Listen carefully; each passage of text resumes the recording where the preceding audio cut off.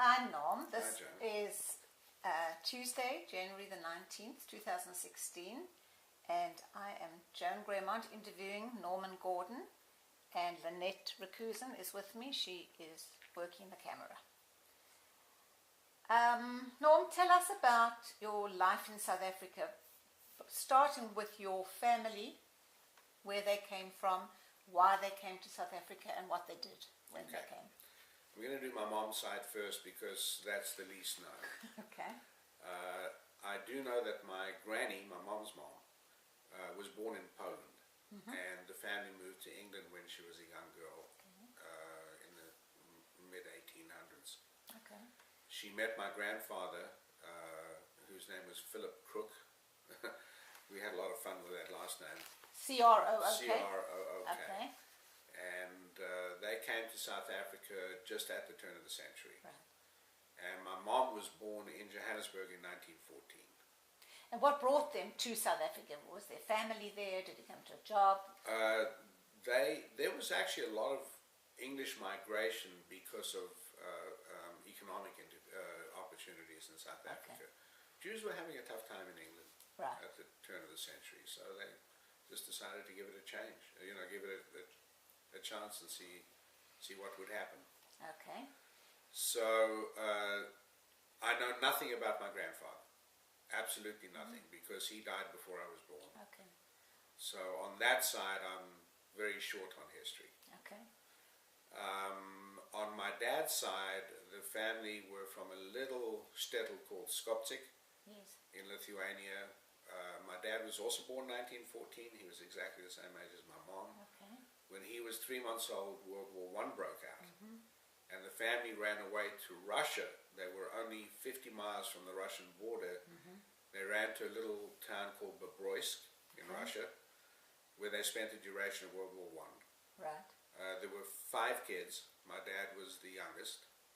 And after the war, they moved back to Skopczyk. My grandfather was actually a flax merchant in the town, and they didn't have room for 5 children. So what was quite common in those days is they took my dad and the middle sister and sent them to a shtetl 25 kilometers away, and to a couple who had no children.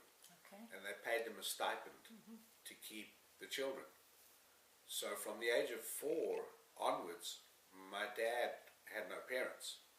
He had his sister. And unfortunately, she died of scarlet fever when she was 10. Wow. So here he is on his own. There was a cousin in South Africa who had managed to save enough money for one steerage in the bottom of the ship from Hamburg, Germany to Johannesburg, to Cape Town. So at the age of 13, they decided to send my dad first. He was the youngest. At the age of 13, he virtually walked from Lithuania.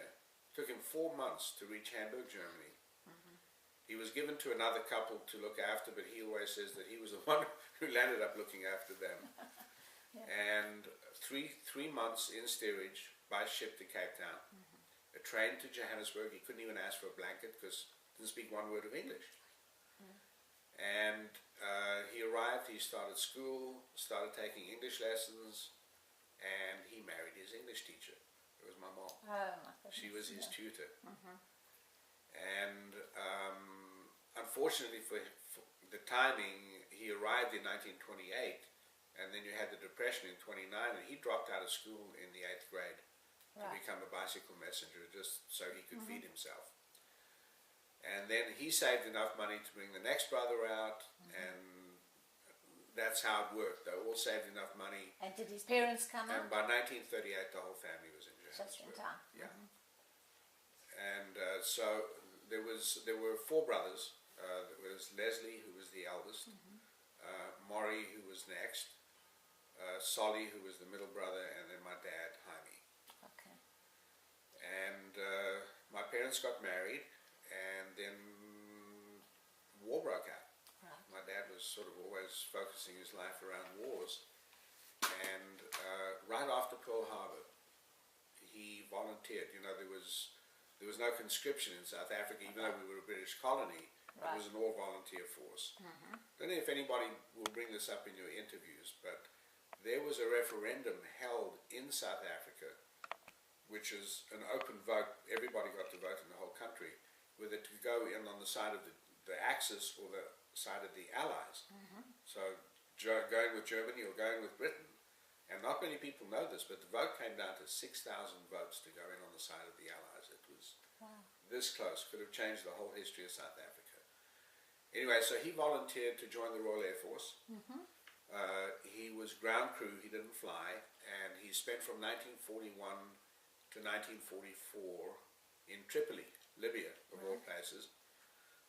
He was 1944, he was due for some R&R, and they were supposed to send him to a British rest camp in Gibraltar, and they put him on the wrong plane, and he landed up at an American officers' rest camp in Sicily. And he was a sergeant, and this was for officers only. So two things happened. One is they had to dress him in civilian clothes so he could eat. And the other thing was he was so low on the totem pole that he kept being bumped from getting out. So he was stuck there for 6 weeks. My mother got a telegram that he was missing in action. Royal Air Force lost him. That's basically what happened. And while he was there, General Patton came to the camp. And my dad became very friendly with his executive officer. And he just mentioned to my dad one day that they would be pushing through Italy and through France into Germany, and they were going to need translators. Did my dad speak German? And my dad said, no, I speak Yiddish, but I don't speak German. And the guy says, that's close enough. And the next thing my dad knew, he was out of the Royal Air Force into the American Army as a translator with Patton, right through Europe into Germany. In Germany, he was transferred to Eisenhower's headquarters as a translator, and didn't come home until December 1946 because he was there for the Nuremberg trials as a translator. And two things happened to him. The favorite thing he likes to tell is that when he would get ready to interview one of the SS officers, he would say to them, I'm now going to interview you in a language that you try to annihilate, which I thought was very apropos. A dig, Unfortunately, he was with Eisenhower when they liberated the camps, and when he saw what he saw, he lost his faith. That was the downside. So, very tough. Interesting story. Yeah. So he told you about this growing up? He told me about this growing up, experiences. yep. He came back 46. I was born exactly 9 months later.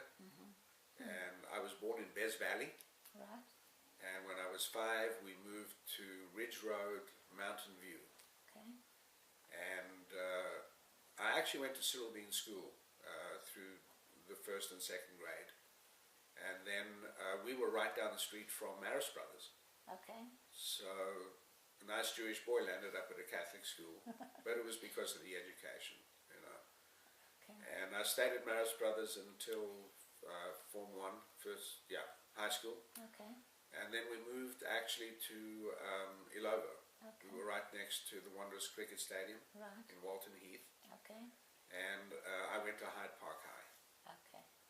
And that's where I graduated. And then you met, well, what did you do after? Well, after graduation, I skipped one little thing. I turned professional musician when I was 13. Grand old age. I played the drums. I played in a band. I used to play at the Twist Club at the Hyde Park Hotel on weekends. And did a lot of weddings, bar mitzvahs, recordings in those days. So I actually went from high school straight into my dad's business. He was in the automotive parts business. And I worked during the day, and then I went to university at night. And did a business major. And then played on the weekends. So a lot of work. A lot of work. And tell us when you met your wife. And oh, my dad's business was Goldie's Motor Supplies. He had branches in Durban, Nelspruit, the whole of the East Rand, all over the place. And then in 1970, I met Andy. She had just finished high school, and the youngest girl I had ever dated, because I was in the band, and all my fellow band members were 5-6 years older than me, so it was like robbing the cradle. Okay. And actually Elaine introduced us, because I'd known Elaine for a number of years. We were holiday buddies in Durban, the only time we would see each other. So Elaine is Andy's sister, Elaine correct? is Andy's older sister. Okay. She had just gotten engaged to a friend of mine in Durban. Okay. So we hung out for the holiday, and she said to me, I need to introduce you to my sister. And she told me she was 18, and I said, no, that's too young. Anyway, she had just matriculated and was in Cape Town celebrating matriculation. And the day finally came. How we landed up getting married 43 years later, I still don't know. But anyway. And remaining married. And remaining married. Yeah. So we dated for 2 years, and then I moved to London. Okay. Which I thought was going to be a permanent move. Right. It was a business opportunity. And I was there about 6 months, and I said the heck with it, and I called Andy and said, come over. And we landed up getting married in 1972 in London, at the Kensington Registry Office in London. Interesting, different. And then I was offered I was the national sales manager for the Yellow Pages in South Africa. And I bumped into my boss in London, who begged me to come back. They had not replaced me. So things were tight in London. It was a difficult place to live if you didn't have money. So we said okay, and we got married, but didn't tell our parents. Okay. So we stopped in Greece and Israel for our honeymoon on the way home. Yeah. Arrived back and told our parents we'd gotten married, which caused a little bit of a stir, as you can imagine, in 1972. You know. We got married. We lived in the company flat, actually, in Hillbrow for a little while. Right. Then moved to Greswold, where we met Linda and Lenny, who were in the same apartment building. Okay. So that's how we became friends. Right. And then, as I think Andy mentioned to you, This is your interview. this is my interview. Okay. My dad had always, he thought that my move to London was a permanent one. He was pretty happy that I was going. So he kind of kept working on me, but I had gone into my own business. I bought a bankrupt company in Kempton Park, also in the motor spares business. And turned the business around. We were doing really well. We had a beautiful house in Greswold with a swimming pool and the typical South African story. Right. The servants and the cars and the trips. And I just decided that I had this thing that if we were going to go and start from scratch, what I was giving up at 30 sounded too old. So I decided I had to get out of South Africa before I turned 30. So I left when I was 29. Interesting. And your parents, did they support you, your family? Definitely. Okay. Definitely. Yeah. Okay. So, not London. How did you get to Dallas? Why Dallas? I literally just got on a plane and came to the United States. Now, at the time, my brother-in-law, Michael Rapp, who's married to my sister Phyllis, they live in London, was the largest property developer in South Africa, and they were building suburban shopping malls. And they had used the firm of New York consultants when they built Santon City and Eastgate. And I spent 4 days in their offices in New York looking at where they were building shopping centers in the United States, because it was a very good guide of how the economy was doing in each city. And got down to a short list of Fort Lauderdale, Atlanta, Dallas, Houston, and San Diego. Just got on a plane. I stopped in Philadelphia to go to HIAS, the Hebrew Immigration Authority Service, to find out what a green card was. That's how little knowledge we had of what was involved. And then went to each place and came to Dallas and could not get into a hotel. There was something on it. There was a convention, as you know, Dallas is very big on conventions. And I had one phone number, and that was Alan Mentor, who's Lenny's cousin. Lenny Bear. Lenny Bear's cousin. So I called him, and they were just phenomenal. Alan, I said to him, you know, can you give me the name of a motel or a hotel or something where I can stay? He said, no, nonsense, I'll be there in a half an hour. He came out to DFW to get me, and I stayed with him for 10 days. I rented a car and really looked at Dallas in depth.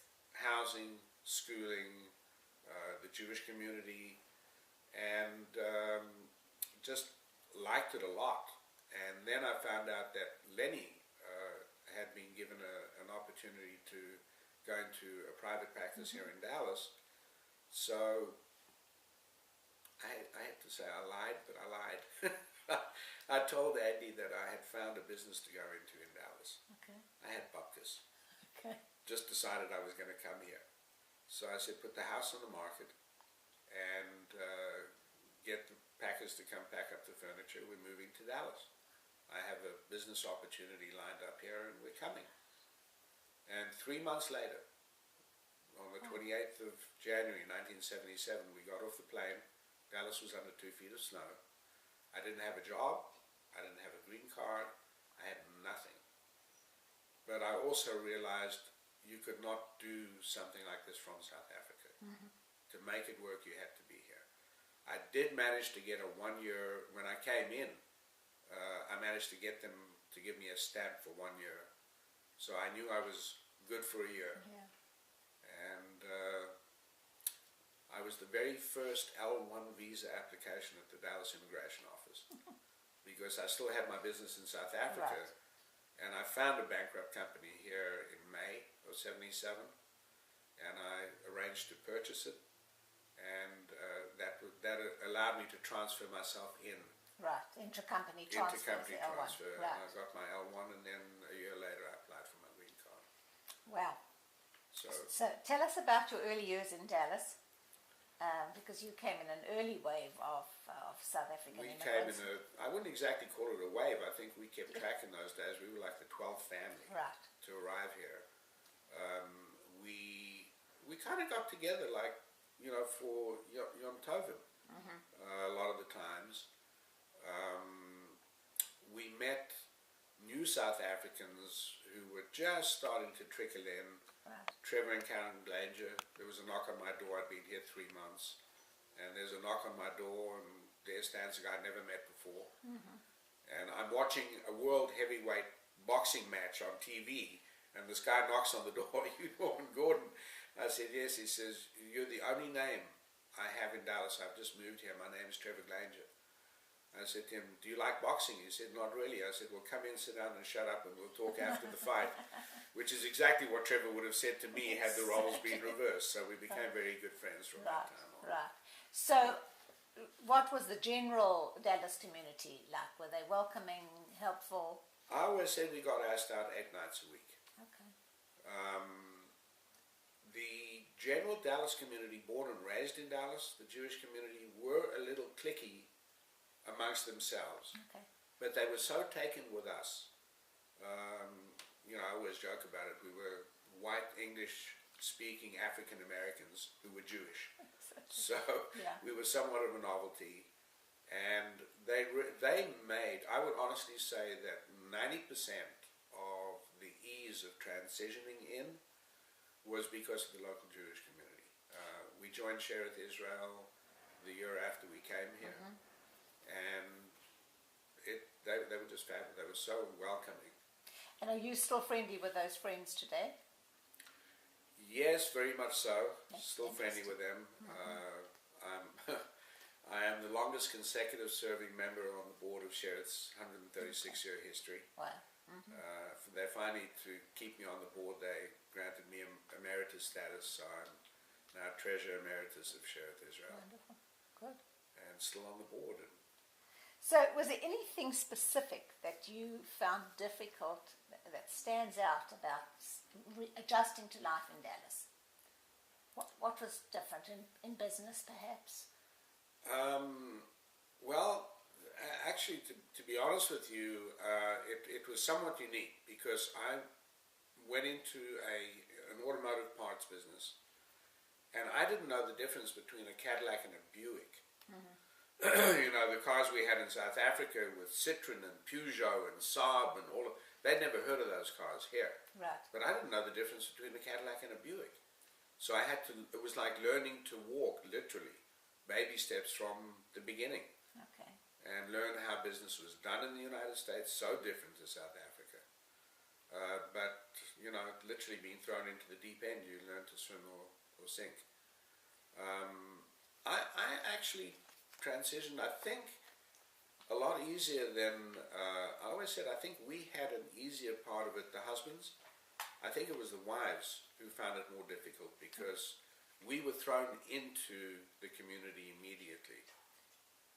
And there was a lady here who met Lenny and Linda on the plane when they were flying here from New York. Her name was Dorothy Grenadier. Okay. And her husband's name was Armand. They were the most fabulous couple. He was retired Air Force. In fact, he was the commander-in-chief of the Air Force Base in Fort Worth when he retired. And she became literally our Dallas mother. She just took us under her wing. Whoever moved here, she embraced. Right. She knew everybody in Dallas, so the first question out of her mouth was, what do you do for a living? And what are you going to do? Okay. And she would literally just find someone. She did it with me. That's how I found the backup company that I bought. Wow. And Lenny. That's how Lenny found his position here in Dallas. And she was literally our Dallas mother. Right. And helped a bunch. Tell me about your family, the kids. Have two sons. Right. Terry, who's 40. And he was born in South And Africa. he was born in South Africa. He was 20 months old when we came over. Mark, who's 37. Right. And he was born in June of 78. Okay. So he was born here. We joke that one can be president and one cannot. Okay. Not that they'd even want to, but just in case they get the idea. And Terry has two daughters. Right. Gabrielle, who's 9, and Kylie, who's 7. Okay. Gabrielle was actually born in California because Terry, when he graduated, went straight to. He was in Arizona and got offered a job in California and moved straight there, and got married there. Gabrielle was born there, and then fortunately, when time came to buy a house, they, as you know, the price of housing in California is crazy, so. He was internet-based, his business, so he was able to move here. Good. So they live close by. Well, We're it's very lucky. lucky. Yeah. And tell me about growing up. How important was Israel to your family? Was it important? It was actually never discussed, which is very ironic, because, as I said, my sister moved to London, so we were very fortunate. My parents came here every single year. Okay. So my children grew up knowing their grandparents. Right.